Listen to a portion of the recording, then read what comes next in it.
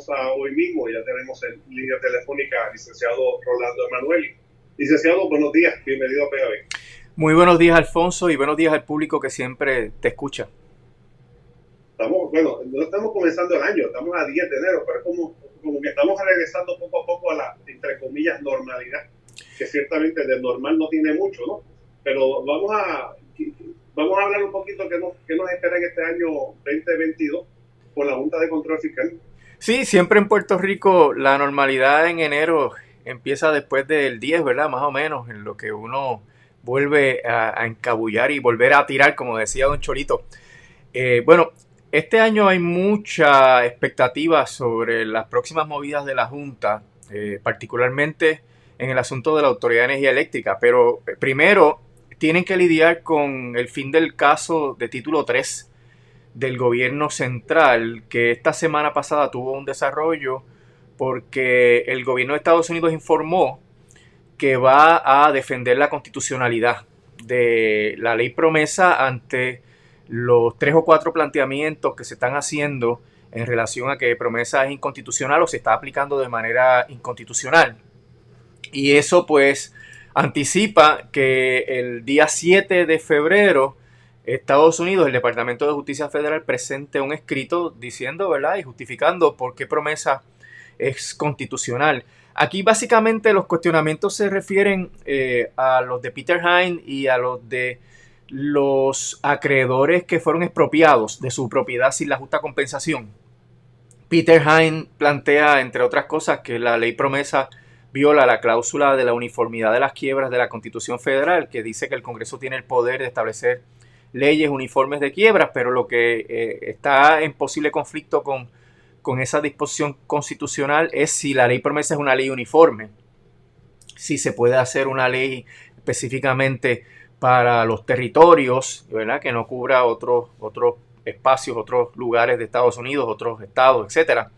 Y eso estaría en juego en ese planteamiento. El otro planteamiento es que la ley promesa se está aplicando de manera inconstitucional porque le está privando de la propiedad sin el debido proceso de ley a los que están reclamando que tienen que pagarle completo por los terrenos, estructuras o derechos que el gobierno de Puerto Rico les expropió sin haber pagado completo, ¿verdad?, lo que corresponde al justo valor en el mercado conforme a la cláusula constitucional de la justa compensación, que está no solamente en la Constitución Federal, sino que también está en la Constitución de Puerto Rico. Y esos son planteamientos que no afectan realmente el proceso, porque la jueza ya lo había anticipado, lo habíamos mencionado aquí, porque la jueza dijo que ella podía declarar sin lugar esos planteamientos y entonces ya la comparecencia de Estados Unidos para defender la constitucionalidad de la ley sería académica, y si los que están perjudicados por esa decisión de la jueza declarando sin lugar esos planteamientos quieren apelar, pues entonces Estados Unidos se conecta en ese proceso de apelación y ahí hace su planteamiento sobre la defensa de la ley promesa. Ahora, esto es importante tenerlo en cuenta porque se está diciendo en algunos medios que esta moción del Departamento de Justicia atrasa el proceso y que la jueza no podría resolver en o antes del 7 de febrero y no es correcto. La jueza lo anticipó. Ella puede decir sin lugar a las impugnaciones constitucionales y apelen. Y allá en el circuito el Departamento de Justicia comparece y defiende la constitucionalidad de la ley. Así que seguimos anticipando este mes que la jueza tome una determinación sobre el plan de ajuste de deuda, ya sea confirmando o rechazando el plan. Podría volver a sacar una orden para decirle a la Junta, mira, aclárame estos asuntos adicionales, porque la jueza debe estar evaluando, es mucha información, y tiene sobre sus hombros, Alfonso, la determinación de confirmar o no confirmar un plan que tiene serios cuestionamientos sobre la viabilidad de que se pueda cumplir, de que no volvamos a caer en otra quiebra en unos años. Y esto está planteado desde los propios documentos que presenta la Junta de Control Fiscal, porque Andrew Wolf lo dice. Y eso, pues, el que ella confirme un plan que no es viable, pues le va a rebotar en su momento, ¿verdad? Ella a lo mejor no estará ni siquiera como jueza, pero el proceso sí va a demostrar que fracasó en el trámite del ajuste de la deuda, porque si tú confirmas un plan de ajuste que tiene dudas sobre su viabilidad y eventualmente el plan colapsa, fracasa, pues fueron errores unos sobre los otros, ¿verdad? La Junta negoció esto con los acreedores sin proteger los servicios esenciales ni los pensionados. La Junta no tomó en cuenta realmente las proyecciones económicas más confiables, prometió más de lo que podía pagar. Y el otro issue que está relacionado a esto es que la Junta le echa la culpa al gobierno si no se puede cumplir con el plan de ajuste de deuda, porque dicen que para poder cumplir con el plan de ajuste de deuda hay que implantar esas medidas estructurales que nadie va a implantar porque son medidas crudas de neoliberalismo, como por ejemplo eliminar los permisos ambientales, eliminar la reglamentación sobre el transporte público, facilitar el proceso de hacer negocios a costa de la salud, la seguridad del pueblo de Puerto Rico, liberalizar aún más las leyes laborales. Esas son las apuestas que está haciendo la Junta de Control Fiscal para que haya crecimiento económico, apuestas que ya están rancias, Alfonso, que probaron ser falsas, que se experimentaron en otros países y llevaron a esos países a la miseria, a la quiebra moral y económica. Y entonces esa visión republicana, neoliberal, ya rancia, pues es lo que ellos dicen que va a hacer que Puerto Rico pueda cumplir con los compromisos que ha tenido que hacer, que ha hecho la Junta, ¿verdad?, de Control Fiscal con los acreedores. Así que es la receta para el fracaso, porque ningún partido político, ninguna clase política, ¿verdad?, en su sano juicio, a la luz de todo lo que eso significa, va a implantar esas medidas. Esa clase política ha implantado muchas de las medidas, como por ejemplo la privatización, ¿verdad?, de las autopistas, la privatización de la Autoridad de Energía Eléctrica. Es cómplice también esa clase política y lo estamos empezando a sufrir en carne propia con los aumentos que se están implantando y que van a seguir implantándose aumentos, Alfonso, que es el problema. Porque, bueno, pero el gobernador dice que eso es parte de la vida, que las cosas van a aumentar y que por alguna razón eso explica el aumento al salario mínimo. Sí, pero ese aumento se hace salir agua. Cuando le aumentan la electricidad, los peajes, el agua ya mismo. El agua ya mismo se va a aumentar y estos no son los únicos aumentos. Estos aumentos sí tienen alguna relación con el costo de la vida porque se refieren en gran medida a los costos del petróleo, pero también a la torpeza de la gerencia de la Autoridad de Energía Eléctrica y de Luma en el manejo de los recursos, ¿verdad? Porque, por ejemplo, la gerencia de la Autoridad de Energía Eléctrica hizo un contrato con New Fortress Energy para suplido de gas natural y desde octubre no hay suplido de gas natural porque New Fortress no ha podido cumplir con esas obligaciones y eso genera la obligación de la autoridad de recurrir a combustibles más caros y más sucios. O sea que hay culpa de todos lados aquí. Y el asunto del plan de ajuste de deuda de la Autoridad de Energía Eléctrica conlleva un aumento de 4.6 centavos por kilovatio hora. Y eso la Junta no lo habla y eso es lo que ocasionó lo que comentamos la vez pasada, que el gobierno esté planteando asumir la deuda con los pensionados, que es otro aumento adicional que vendría eventualmente conforme al acuerdo que tiene la Junta con los bonistas de la Autoridad de Energía Eléctrica. Así que hay dos posibles aumentos sobre la mesa, Alfonso, en cuanto a la energía eléctrica, los 4.6 centavos por kilovatio hora para los bonistas, que eso hay que esperar que dice la Junta el próximo 27 de enero, que van a hacer otro informe a la jueza sobre el estatus del caso de la Autoridad de Energía Eléctrica. Pero también está lo del sistema de retiro, que el gobierno dice ahora que lo va a asumir. Pero como hablamos la semana pasada, el gobierno no tiene los 230 o 240 millones que hacen falta para pagar las pensiones de la autoridad. ¿A quién se los va a quitar? ¿A la universidad? ¿A la salud? ¿A la seguridad pública? ¿A la educación? Es decir, que están realmente en una situación donde el plan fiscal y el plan de ajuste dejan al gobierno sin recursos adicionales para poder capear esta tormenta. Aparte de que en la carta que discutimos la semana pasada, Alfonso, la Junta le dice que no van, en el plan fiscal sometido por el gobierno para evaluación de la Junta, no están calculando bien los fondos que se requieren para financiar el fideicomiso de las pensiones, que se supone se cree conforme al plan de ajuste de deuda. La Junta quiere crear un fideicomiso de pensiones que para el 2031 tenga el 50% del dinero que hace falta para pagar las pensiones actuales. Pero la Junta, el gobierno asignó una cantidad mínima, como un 12% de esos fondos. Y la Junta le está diciendo, no, tienes que contribuir más al fideicomiso. Y eso lo que va a hacer es reducir aún más la capacidad financiera del gobierno de Puerto Rico, y entonces se van a perjudicar aún más los servicios esenciales. Hemos dicho, recordará Alfonso, que las consecuencias del plan fiscal y del plan de ajuste se van a ir sintiendo poco a poco. Y el primer impacto es en la falta de disponibilidad, ¿verdad? De falta de fondos para que el gobierno pueda atender situaciones de emergencia, y luego va a venir el problema de que el gobierno no va a poder atender los gastos ordinarios y van a tener que recurrir a recortes adicionales y a reducción de jornada laboral y a despidos, que de hecho la Junta le dice en la carta que mencionamos la semana pasada que tiene que bajar como 3,000 empleados adicionales más en el gobierno central, y ya la nómina del gobierno central va por 77,000, de una nómina que no hace mucho tiempo era como de 160,000. Por eso es que el gobierno no puede prestar los servicios, por eso es que ni siquiera pueden gastar el dinero, porque no tienen suficiente mano de obra para hacer eso.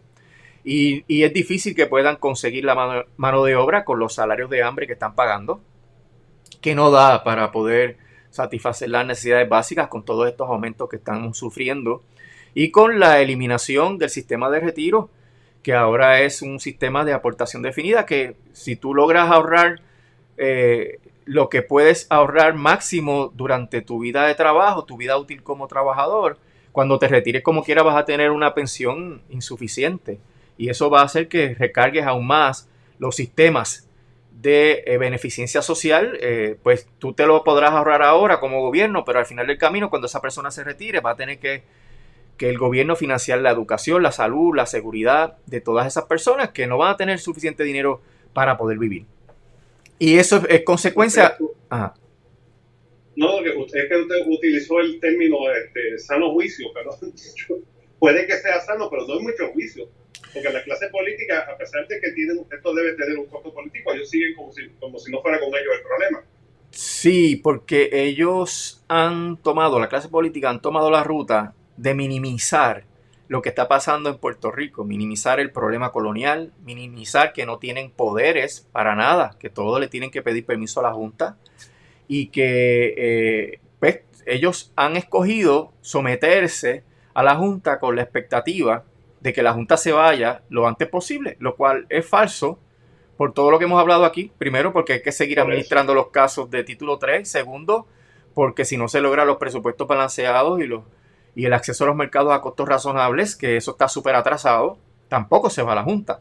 Así que esa apuesta de que yo me someto y bajo la cabeza ante lo que dice la Junta y ahí la Junta se va rápido, es falsa, y eso va a ir condicionando totalmente el futuro de Puerto Rico, porque mientras más avanza el tiempo, más se deterioran las finanzas y los servicios y la calidad de vida del país, lo cual promueve entonces la emigración, el que la gente no tenga ninguna otra alternativa aquí en el país y emigre, y eso a su vez deteriora aún más la economía. O sea que en realidad, Alfonso, la clase política es un cero a la izquierda en todos estos procesos. Y ahora que estamos en el asunto de las enmiendas al plan fiscal, que ahora está condicionado por lo que se promete en el plan de ajuste de deuda, pues se evidencia aún más ese sometimiento de la clase política, porque la Junta le está ordenando al gobierno que haga una serie de cambios que van a limitar aún más su capacidad de maniobra para hacer aportaciones, ¿verdad?, que le generen capital político o para mejorar la calidad de vida del país. Y dentro de ese contexto, pues la legislatura no va a poder hacer reformas laborales para mejorar la calidad de vida de las personas del sector privado y del sector público. El asunto de los pensionados, pues si no hay espacio por el plan fiscal para mejorar las pensiones de los servidores públicos ni de los policías, están haciendo promesas vacuas, promesas en el vacío, porque la Junta, en el acuerdo a que llegó en el caso de la ley 81, 82 y 80, 81 y 82, le dice al gobierno, pero es dentro de los límites del plan fiscal. O sea, ¿qué se puede lograr dentro de los límites del plan fiscal? Pues nada. Así que están jugando, desafortunadamente, ¿verdad? Con los sentimientos y con el futuro de la calidad de vida de los policías y otros servidores públicos con este jueguito con la Junta, porque no hay mucho para hacer. Y eso lo que nos plantea Alfonso, y lo hemos mencionado anteriormente, es que se hace urgente una agenda descolonizadora, la generación de unos consensos, el tirar unos puentes para materializar unas alianzas que permitan identificar la raíz del problema, que es el coloniaje, y que podamos establecer una agenda de trabajo para atender esto, porque si seguimos como vamos, bajo la colonia feliz, la situación se va a poner peor cada día.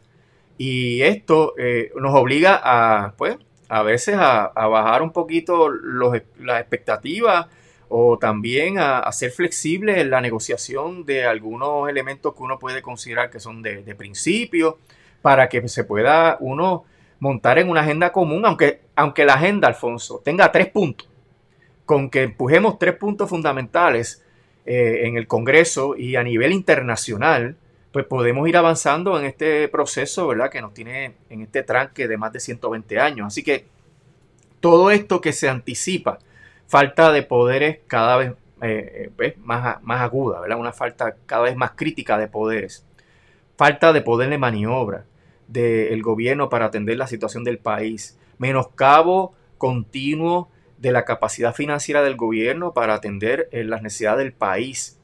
Todo esto hace que empecemos a mirar y cuál es la razón, cuál es la causa de todo esto. Y para mí no hay ninguna otra contestación que no sea el coloniaje.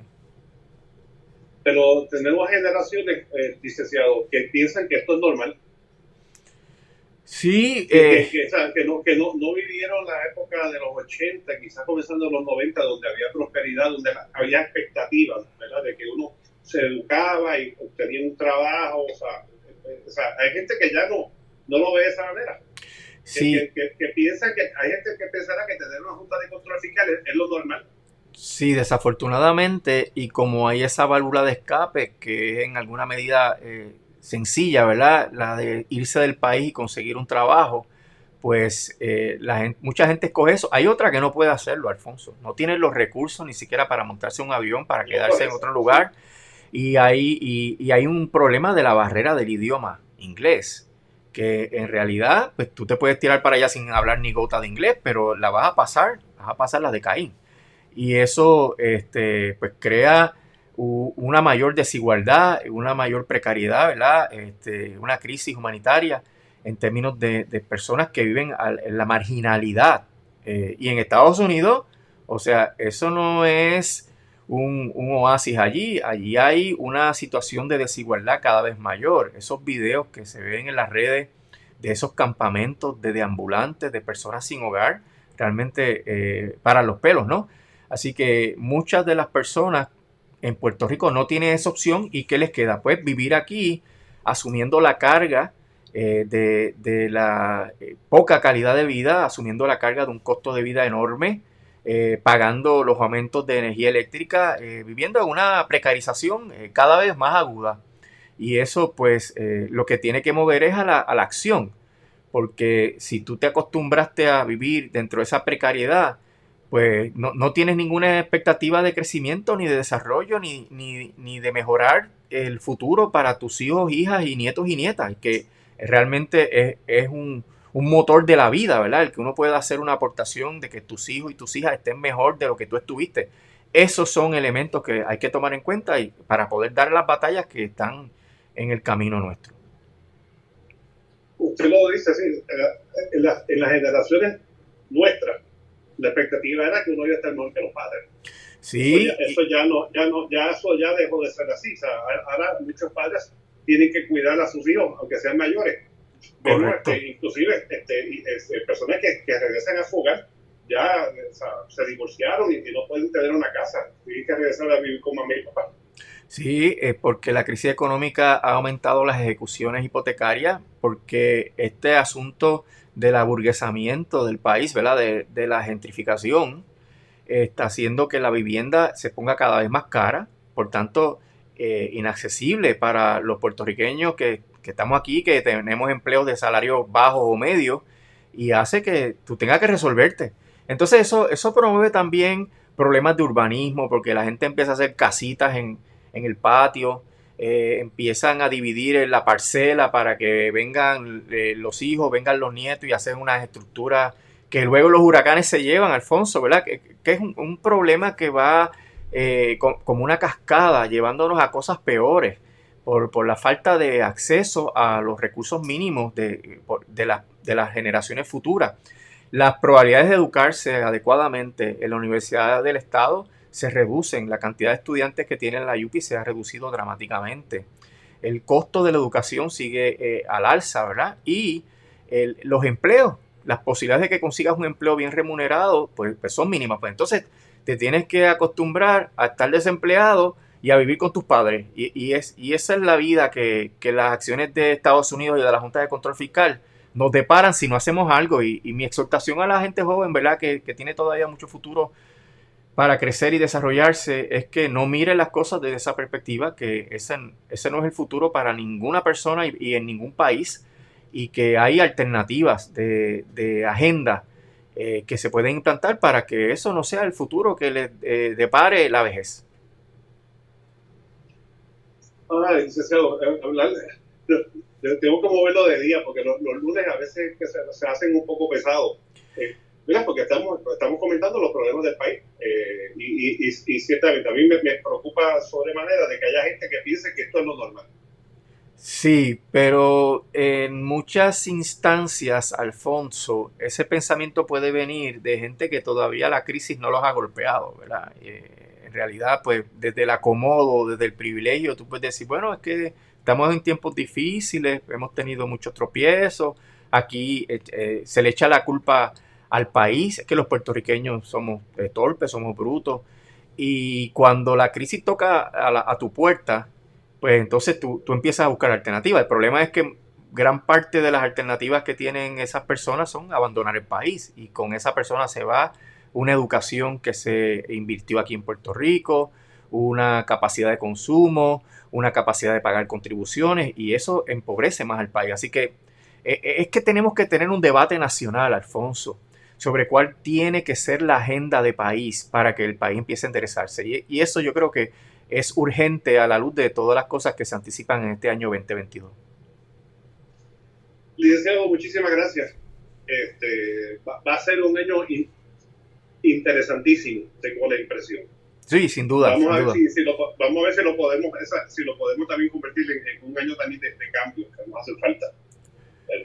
Muchísimas gracias, licenciado. Siempre a la orden. Buen día.